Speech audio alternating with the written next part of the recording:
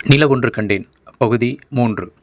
நந்தினியின் ஸ்கூட்டி நேராக பால்பண்ணை பாலத்தில் ஏறி கீழே இறங்கி மெயின்காட் கேட் ரூட்டை பிடித்து திருச்சி மாநகருக்குள் மெல்ல நுழைந்தது.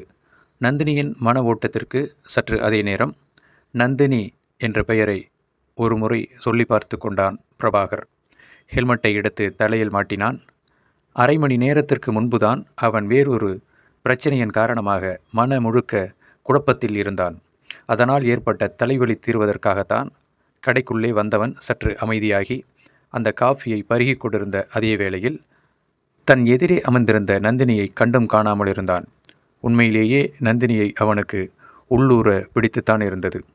அது மட்டுமன்றி வெளியே போனவன் மறுபடியும் ஒரு முறை நந்தினியை அவளுக்கே தெரியாமல் ரசித்துவிட்டு கிளம்பினான் என்பதும் மறுக்க முடியாத உண்மை.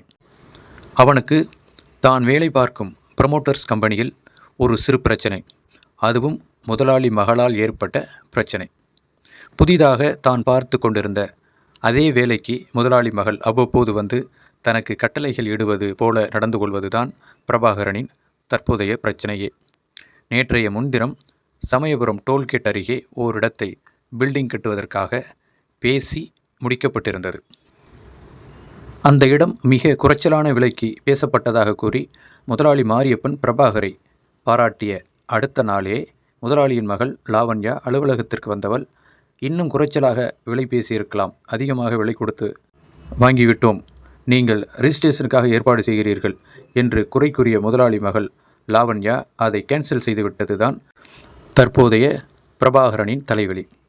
அவன் வழக்கமாக லாவண்யா ப்ரமோட்டர்ஸ் திருச்சி சென்னை சாலையில் ரம்பா ஊர்வசி தியேட்டரின் அருகே இயங்கி வந்து கொண்டிருந்தது.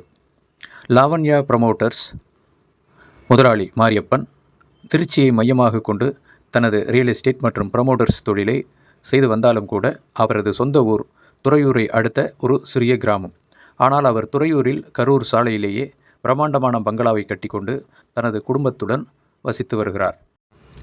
மாரியப்பனின் மகள் லாவண்யா இன்ஜினியரிங் படிப்பை முடித்துவிட்டு அப்பாவுக்கு அவ்வப்போது உதவிகள் புரிவாள், கணக்கு வழக்குகளை பார்த்து கொள்வாள். 2 ஆண்டுகளுக்கு முன்பு வரை அவள் பிரபாகரை கண்டுகொள்வதே இல்லை. படிப்பை முடித்த கையோடு தந்தைக்கு உதவி செய்வதாக கூறி முதலில் கை வைத்தது பிரபாகரைத்தான். பிரபாகர் புதுக்கோட்டையை அடுத்த ஒரு சிறிய ஊரை சார்ந்தவன்.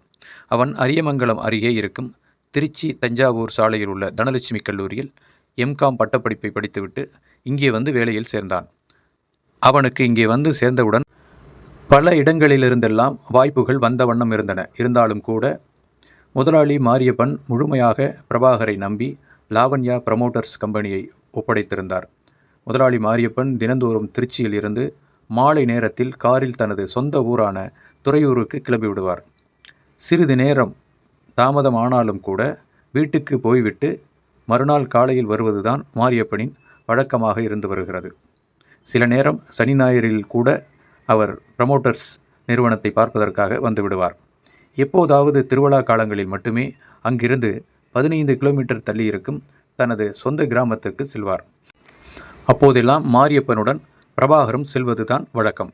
மாரியப்பன் தனது ப்ரமோட்டர்ஸ் நிறுவனத்தை தவிர மண்ணச்சநல்லூர் சுற்றி அவர் வாங்கி போட்டிருக்கும் இடங்களாயிட்டும், அது மட்டுமன்றி அவருடைய நிலபுலன்களாக இருந்தாலும் கூட கணக்கு வழக்குகளை பிரபாகரனிடம் ஒப்படைத்து விடுவார். பிரபாகரன் அதை பொறுப்பாக இருந்து கவனித்து வரவு செலவு கணக்குகளை கச்சிதமாக முதலாளியிடம் ஒப்படைத்து விடுவான். முதலாளியிடம் மிக நெருக்கமாக பிரபாகர் இருப்பது முதலாளியின் வீட்டில் உள்ள அவரது மனைவி மற்றும் ஒரே மகளான லாவண்யாவுக்கு அறவே பிடிக்கவில்லை. அதனால் மெல்ல மெல்ல அவர்கள் மனதில் பிரபாகர் மீது ஒரு சிறிய காழ்ப்புணர்ச்சி இருந்து கொண்டே இருந்தது. அது முதலாளிக்கு சிறிது சிறிதாக சந்தேகமும் தட்டிவிட்டது. இத்தனை சொத்துக்களையும் ஒரு நாள் இல்லை ஒரு நாள் ஏதாவது திட்டம் தீட்டி தந்தையிடமிருந்து அபகரித்து சென்றாலும் கூட ஆச்சரியப்படுவதற்கில்லை என்ற ரீதியிலெல்லாம் அவர்களது சந்தேகம் பழுக்க ஆரம்பித்தது. அதனால் முதலாளி மாரியப்பன் சில நாட்களாக பிரபாகரன் தனது காரில் அங்குமிங்கும் அழைத்து செல்வதை சிறிது சிறிதாக குறைத்து கொள்ள ஆரம்பித்தார். இப்போதெல்லாம் எந்த வேலையாக இருந்தாலும் பைக்கை எடுத்துக்கொண்டு போகச் சொல்லிவிடுகிறார். பிரபாகருக்கு உண்மையிலேயே அதிக பொறுப்புகளை கொடுத்து தேவையில்லாத பாரத்தை தன்மேல் சுமத்தி விடுவார்களோ என்ற குழப்பத்தில் இருந்தவனுக்கு தற்போதுதான் சற்று மன நிம்மதியும் கிடைத்தது. ஆனால் அந்த நிம்மதியும் சில நாட்களுக்கு மேல் நீடிக்காமல் லாவண்யா தனது கரத்தை நீட்ட ஆரம்பித்து விட்டாள்.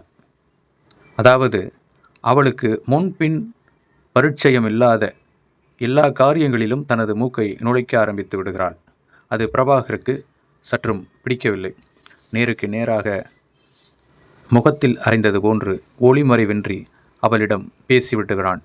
லாவண்யாவை பொறுத்தவரை தான் கோடிக்கணக்கில் பணத்தில் புரளக்கூடிய ஒரு பெண், தன் தந்தையிடம் கை நீட்டி சம்பளம் வாங்கும் ஒருவன் தன்னை எதிர்த்து பேசுவதை அவளால் பொறுத்து கொள்ள முடியவில்லை. அதனால் தனக்கு விஷயம் தெரியுமோ தெரியாதோ, அவளை பொறுத்தவரை பிரபாகர் எதை செய்தாலும் தவறு என்று கூறும் மனநிலைக்கு சமீப காலத்தில் வந்துவிட்டாள். அதன் காரணமாகவே பிரபாகர் தனது சாதுரியத்தால் வாங்கின மெயின் ரோடு அருகில் உள்ள இடங்களை எல்லாம் லாவண்யா உடனுக்குடன் தட்டி கழித்து பிரபாகரை பெருத்த மன உளைச்சலுக்கு ஆளாக்கினான். சில சமயம் வேலையை விட்டு போய்விடலாமோ என்று கூட நினைப்பான். ஆனால் முதலாளி மாரியப்பன் அவ்வப்போது பிரபாகரிடம் வந்து அவனை தேற்ற ஆரம்பித்து விடுவார். எதையும் மனசில் வச்சிக்காத பிரபா, பொம்பளை பிள்ளைகளுக்கு ஒன்றுமே தெரியாது, புரிஞ்சிக்க, பார்த்துக்கலாம் விடு. அவங்களுக்கு அவங்க செய்கிற காரியம் நஷ்டமான காரியம்னு தெரிய வரும்போது நிறுத்திக்குவாங்க, புரியுதா? அது எப்படி சார்? இன்றைக்கி 4 இடம் நம்ம விட்டு போயிட்டுருக்கு. அடுத்தடுத்து இது போல் நடந்தால் வேறு ஒரு பில்டர்ஸ், வேறு ஒரு ப்ரொமோட்டர்ஸ் நமக்கு போட்டியாக வந்துட்டாங்கன்னா அப்போ நாம் என்ன பண்ண முடியும் சார்? இப்போவே திருநெல்வேலி குரூப்பு நாம் எங்கெல்லாம் சைட் பார்த்துட்ருக்கோமோ அங்கெல்லாம் வேறு லேண்டை பார்த்துட்ருக்காங்கன்னு ஒரு தகவல் வந்துக்கிட்டே இருக்குது. ஆமாம் பிரபாகர், நானும் கூட கேள்விப்பட்டுட்ருக்கேன். அந்த திருநெல்வேலி குரூப்பு நம்மளை ஃபாலோ பண்ணிகிட்ருக்காங்க சார். இது இப்படியே போனால் நாளைக்கு பெரிய தப்பாக போகிறதுக்கு கூட வாய்ப்பு இருக்குது. அதான் சார் எனக்கு ரொம்ப கஷ்டமாக இருக்குது என்று வெளிப்படையாகவே பிரபாகர் முதலாளியிடம் இன்று மாலையில் கூறிவிட்டான். சரிப்பா, மனசில் எதையும் வச்சுக்காத, பார்த்துக்கலாம் விடு என்று முதலாளி அவனை ஆறுதல் கூறிவிட்டு, சரி நான் ஊருக்கு கிளம்புறேன், நீ வழக்கம் போல் ஆஃபீஸ்லேயே படுத்துக்கு என்ன என்றவரிடம் பிரபாகர், இல்லை சார், நான் இன்றைக்கி ஆஃபீஸில் படுக்கல, என் வீக்கெண்டில் ஃப்ரெண்ட்ஸ்லாம் வெயிட் பண்ணுவாங்க, நான் இன்றைக்கி அவங்கள பார்க்க போகிறேன் சார். ஆமாப்பா, எங்கேயோ துப்பாக்கி தொழிற்சாலை பக்கத்தில் சொன்னல? இல்லை சார், அது அவ்வளோ தூரத்தில் இல்லை, இங்கே முன்னாலேயே சார், அரிமங்கலத்தை தாண்டி காட்டூரில் ஹாஸ்டலில் ரூம் எடுத்து தங்கியிருக்காங்க சார். அதான் சார், சும்மா அவங்கள போய் பார்த்துட்டு வரலான் இருக்கேன். மண்டே காலையில் மீட் பண்ணுவோம் சார். சரிப்பா, திங்கட்கிழமை வரைக்கும் வெயிட் பண்ணாத, ஞாயிற்றுக்கிழமை சாயந்தரம் நேராக இங்கே வந்துட்டு ரெடி ஆகிட்டு காலையில் நாம் வேறு ஒரு சைட்டை பார்க்க போகிறோம். பயப்படாத, நம்ம 2 பேர் மட்டும்தான் போய் பார்க்க போகிறோம், வேறு யாருக்கும் ஆஃபீஸில் தெரியாது, ஓகேவா? லாவண்யாவுக்கு தெரியாது, தெரியவும் கூடாது. நான் சொல்லலை, நீயும் சொல்லிடாத. கம்பெனியில் வேறு யார் கேட்டாலும் சொல்ல வேண்டாம்னு தெளிவாக சொல்லிவிடு. ஓகே சார் என்ற முதலாளி கிளம்பியதும் பைக்கில் ஏறி கிளம்பியவன் தான் நேராக இங்கே உணவகம் வந்திருந்தான். அப்போதுதான் அங்கே காஃபியை ஆர்டர் பண்ணி குடித்து கொண்டிருந்தான். எதிரே நந்தினியை பார்த்தான். நந்தினியை பார்த்தவுடன் அவனுக்கு உண்மையிலேயே தன்னுடைய கவலையெல்லாம் பறந்து போய்விட்டது. தன்னுடைய முதலாளி மகள் லாவண்யா ஒருபுறம், திடீரென தன் முன் தோன்றி தன்னை வசீகரித்த நந்தினி ஒருபுறம், 2 பெண்களையுமே ஒரே தராசில் வைத்து நிறுத்து பார்த்தான்.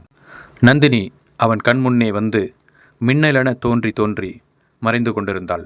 அவளை மறுபடியும் எப்போது பார்ப்போம் என்ற சிந்தனையில் அவன் இருக்க, அவனது வண்டி அவன் நண்பர்கள் இருக்கும் இடம் நோக்கி போய்கொண்டிருந்தது. நந்தினியின் ஸ்கூட்டி நேராக மாரிஸ் தியேட்டர் எல்லாம் கடந்து தில்லை நகருக்குள் போய்கொண்டிருந்தது. அங்கே காவேரி பெண்கள் கல்லூரியின் அருகே ஒரு சிறிய அபார்ட்மெண்ட் எடுத்து தங்கியிருந்தாள் நந்தினி. அந்த அபார்ட்மெண்ட் வாசலில் நந்தினியின் ஸ்கூட்டி நின்றது. அப்போதே உமா புலம்ப ஆரம்பித்தாள். ரொம்ப நேரம் ஆயிடுச்சு, நான் எப்படி வீட்டுக்கு போகிறது? ஏய், இதுக்கப்புறம் நீ ஒன்றும் வீட்டுக்கு போக வேணாம், அமைதியாக இரு. வாரம் கண்டிப்பாக வீட்டுக்கு போகணும்னு ஒன்றும் கட்டாயம் கிடையாது, புரியுதா?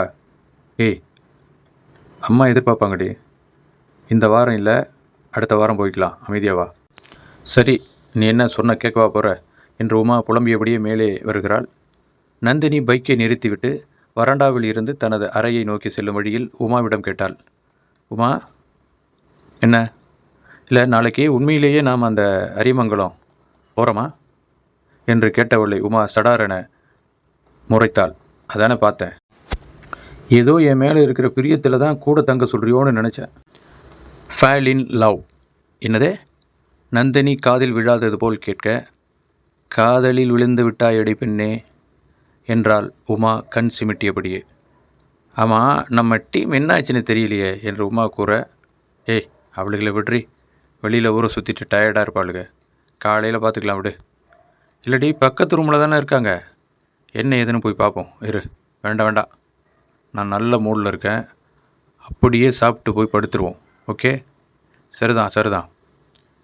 கலர்ஃபுல் ட்ரீம் தயாராகிட்டா நந்தினி என்று தனக்குத்தானே சொல்லி கொண்டாள் உமா. நிலா காணும் நேரம் தொடரும். பகுதி 4.